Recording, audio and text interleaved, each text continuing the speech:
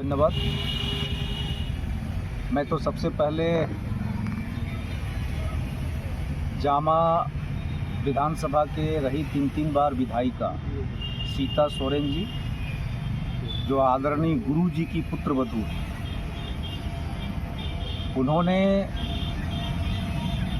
देश के यशस्वी प्रधानमंत्री आदरणीय नरेंद्र भाई मोदी जी की कुशल नेतृत्व में इस देश का हो रहे सर्वांगीण विकास को देखकर नरेंद्र मोदी जी की जो से प्रभावित होकर के, भाजपा से प्रभावित होकर के भारतीय जनता पार्टी की सदस्यता ली है। इसलिए हम सभी भारतीय जनता पार्टी जामताड़ा जिला परिवार उनको ढेर सारी शुभकामना देते हैं, बधाई देते हैं और यह आश्वस्त करते हैं कि आप अब हमारे परिवार में आ गए। कहीं भी किसी प्रकार से कहीं आपकी सम्मान में किसी तरह की कोई दिक्कत नहीं। और मैं ये बताना चाहता हूँ कि इस राज्य में जब जब इस महागठबंधन की सरकार रही है और विशेष करके जो है कांग्रेस जो है कभी भी क्षेत्रीय पार्टियों का विकास नहीं चाहती। आप देखेंगे कि जब इस राज्य में मधु कोड़ा की सरकार थी तो मधु कोड़ा को भी जेल भेजने का काम कांग्रेस ने किया।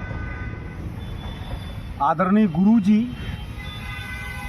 शिबू सोरेन जी को भी जो है कांग्रेस ने जो है सो उसकी राजनीतिक करियर को ख़त्म करने के लिए जेल भेजने का काम किया। और आज राज्य के पूर्व मुख्यमंत्री माननीय हेमंत सोरेन जी को भी जो है अगर किसी ने जेल भेजा है तो कांग्रेस ने ही भेजा है।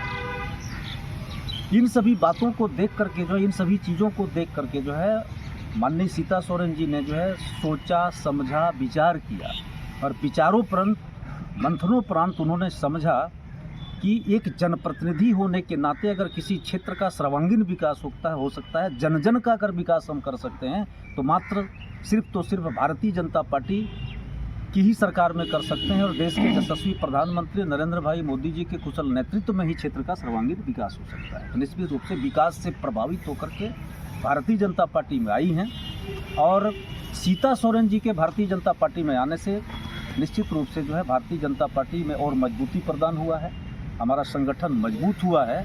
और मैं ये दावा कर सकता हूँ इस लोकसभा चुनाव अब हम लोग बहुमत से जीतेंगे और लाखों वोट से जीतेंगे। तो मैं तमाम जामताड़ा जिले के सभी कार्यकर्ता की ओर से, भाजपा परिवार की ओर से एक बार फिर से सीता सोरेन को बधाई देता हूँ। बहुत बहुत धन्यवाद।